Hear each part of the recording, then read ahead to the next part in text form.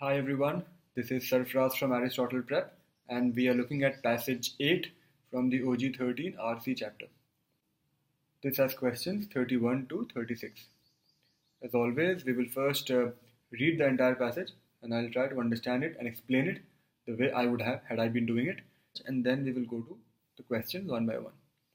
So the first sentence of the passage is always very important. It says, current feminist theory, in validating women's own stories of their experience, has encouraged scholars of women's history to view the use of women's oral narratives as the methodology, next to the use of women's written autobiography, that brings historians closest to the reality of women's life.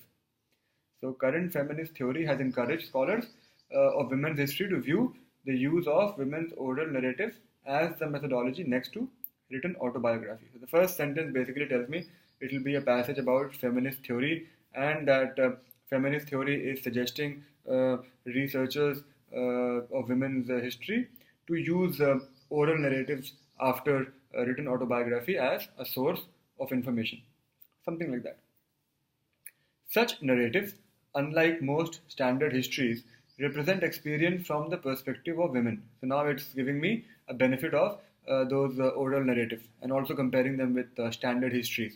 So the benefit is that they represent experience from the perspective of women, affirm the importance of women's contributions, and furnish present-day women with historical continuity that is essential to their identity individually and collectively.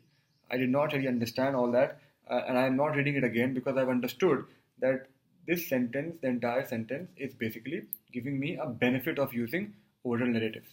What the benefit is, it's already there. If there's any question, I will go back and check. The first paragraph basically tells me that current feminist theory advocates the use of oral narratives because they are directly from the women and they give the best idea of women's experiences, something like that. Second paragraph, first sentence says, scholars of women's history should, however, be as cautious about accepting oral narratives at face value as they already are about written memories. Very important, this is the author of the passage talking now. And what is he saying? He is saying scholars of women's history should be careful about using oral narratives. So the first paragraph tells you, use oral narratives. The second paragraph, the author says, be careful about using oral narratives. Why does he say that? Let's see. Oral narratives are no more likely than our written narratives to provide a disinterested commentary on events or people. In case you don't know the meaning of disinterested, or in case you think you know the meaning, disinterested does not mean not interested. Disinterested means unbiased, impartial. That's the meaning. So anyway, the sentence says oral narratives are no more likely than our written narratives to provide an unbiased commentary on events or people, which means oral narratives can also be biased.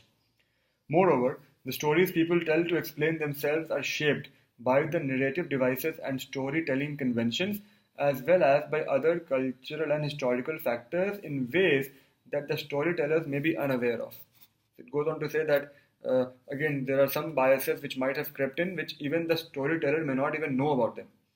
The political rhetoric of a particular era, for example, may influence women's interpretations of the significance of their experience. Thus, a woman who views the Second World War as pivotal in increasing the social acceptance of women's paid work outside the home may reach that conclusion partly and unwittingly because of wartime rhetoric encouraging a positive view of women's participation in such work. None of this I have understood, by the way. All I understood is it's an example of how political rhetoric tends to influence a woman's interpretation of some event.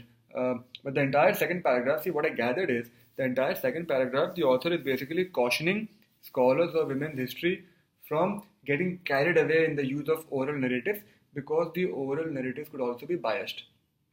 Then he gives you how those biases could creep in. Some could be involuntary. The person may not even know that the bias has crept in, but the bias could very well be there.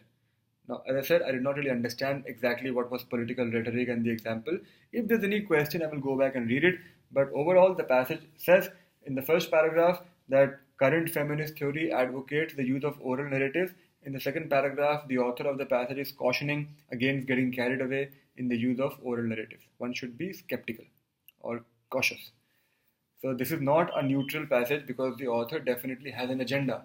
And the agenda is to caution people or caution historians against getting carried away in using oral narratives. That's basically the purpose of the passage. So, with that thought process, we will look at our questions. So, the first question is question number 31. The passage is primarily concerned with, so it's your global question, the main purpose question. Let's see if looking at the first words helps me. Contrasting, describing, discussing, showing, analyzing. It doesn't help me a lot, honestly. I mean, contrasting doesn't look too good, but I don't think the others I can eliminate based on the first word. So I'll read all the options now.